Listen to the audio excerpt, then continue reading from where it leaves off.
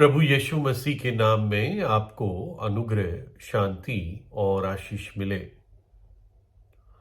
कई वर्ष पहले रशिया में सेंट पीटर्सबर्ग के शहर में एक बड़ी सभा हो रही थी और वहां पर एक मशहूर परमेश्वर के सेवक डॉक्टर बिली ग्रैहम परमेश्वर का वचन दे रहे थे। और बुनियादी रीति से रशिया कम्युनिस्ट रहा है। कहने के लिए आज कम्युनिज्म नहीं है, लेकिन फिर भी उनकी जड़ों में कम्युनिज्म भरा हुआ है। और कम्युनिज्म यही सिखाता है कि कोई भी ईश्वर नहीं है। और भी बहुत सारे कम्युनिज्म के नुकसान होते हैं। जो बहुत मेहनती व्यक्ति होता है, बहुत दिमागदार व्यक्ति होता है, उसको भी एक आलसी के समान ही उसको तनख्वाहें और ट्रीटमेंट मिलता है, क्योंकि कम्युनिज्म में सबको एक समान देखा जाता है। क्योंकि कम्युनिज्म में सब कुछ सरकार का होता है, स्टेट का होता है, और लोग एक प्रकार से वर्कर जैसे ही होते हैं और उनके खाने पीने, कपड़े, मकान की ज़रूरतें सरकार पूरी करती है। तो ये रशिया की जड़ में रहा। और उस सभा में कई लोग आकर सुनते थे परमेश्वर का वचन। और एक व्यक्ति, शायद 3 रात का प्रोग्राम था या 2 रात का था, मुझे नहीं पता, लेकिन वो हर रात आता रहा। वो एक बहुत ही दिमागदार आर्किटेक्ट था, वास्तुकार जिसको कहते हैं।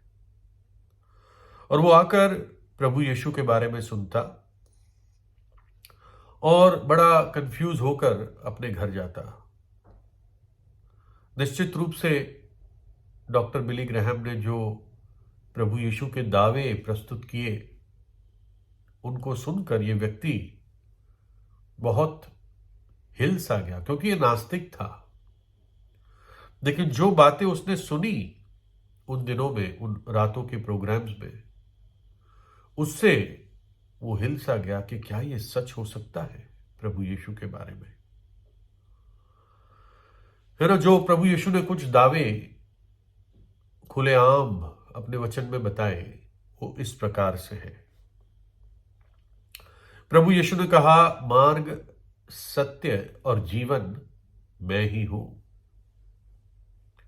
द्वार मैं हूं।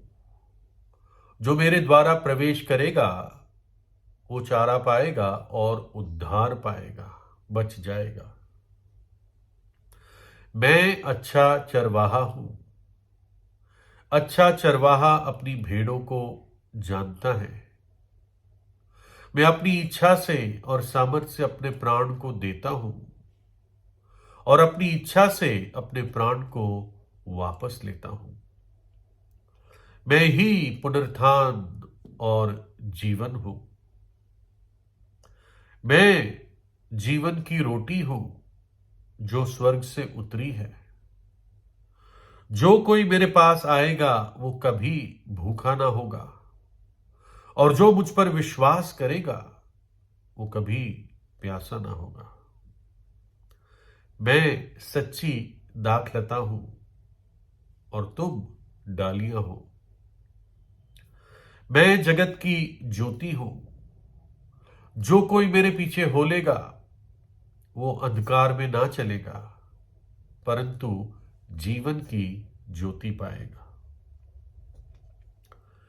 एक पापिन स्त्री जो एक सुखार नामक गांव में एक कुएं के पास पानी भरने के लिए आई थी, प्रभु यीशु ने उसको ये कहा। यीशु ने उसको उत्तर दिया कि जो कोई ये जल, यानी इस कुएं का जल पिएगा वो फिर प्यासा होगा, परंतु जो कोई उस जल में से पिएगा जो मैं उसे दूंगा वह फिर अनंत काल तक प्यासा ना होगा। वरन जो जल मैं उसे दूंगा वो उसमें एक सोता बन जाएगा जो अनंत जीवन में उमड़ता रहेगा।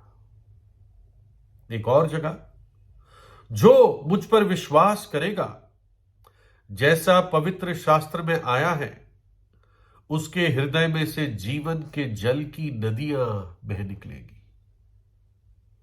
उस व्यक्ति में जो प्रभु यीशु पर विश्वास करेगा। और सबसे बड़ा दावा प्रभु यीशु का कि मैं अपनी भेड़ों के लिए अपना प्राण देता हूं और अपनी ही इच्छा से अपने प्राण को वापस लेता हूं। और जो कोई प्रभु यीशु को अपने हृदय में ग्रहण करेगा, पश्चाताप करेगा, विश्वास करेगा, वो व्यक्ति उद्धार पाएगा। वो सच्चा और जीवित परमेश्वर है, परमेश्वर का पुत्र जो स्वर्ग से उतरकर इस धरती पर आया। एक कुंवारी के जरिए उसने जन्म लिया, एक पाप रहित जीवन इस धरती पर बिताया और करीब 33 वर्ष की उम्र पर अपना प्राण कलवरी के क्रूस पर उसने दे दिया। हमारे लिए अपना पवित्र लहू बहा दिया ताकि जो भी पापी विश्वास करे, उस पर पश्चाताप करे, उसके पाप उस लहू से धुल जाते हैं।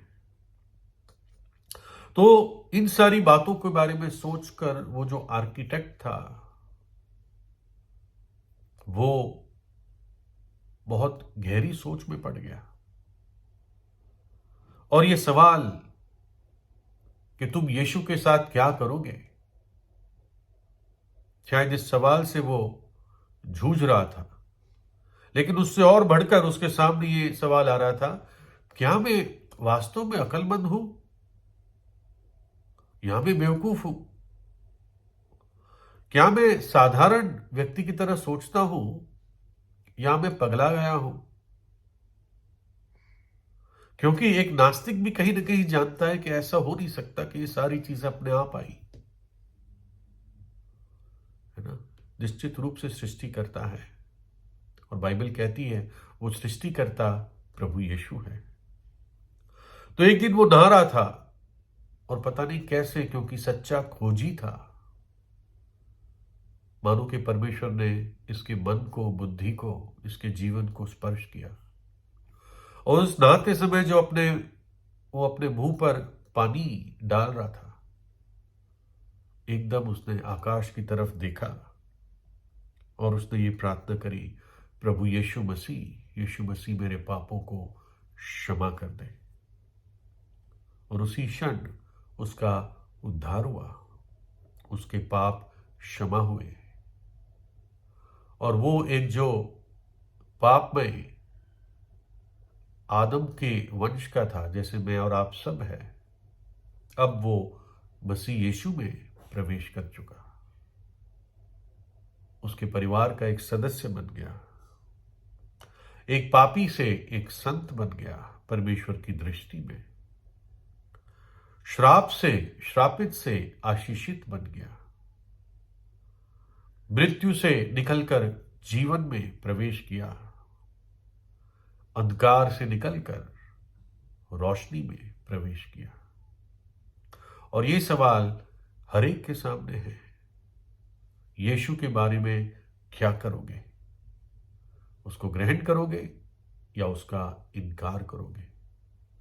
जो प्रेम उसने क्रूस पर आपके लिए दिखाया, क्या उस प्रेम से अपना मुंह फेर दोगे या अपनी छाती ठोक कर, पीट कर कहोगे, हे परमेश्वर, हे प्रभु यीशु, मुझ पापी पर दया कर, चक्कर देखो प्रभु यीशु कैसा भला है। उससे प्रार्थना कीजिए, प्रभु यीशु आपको आशीष दे।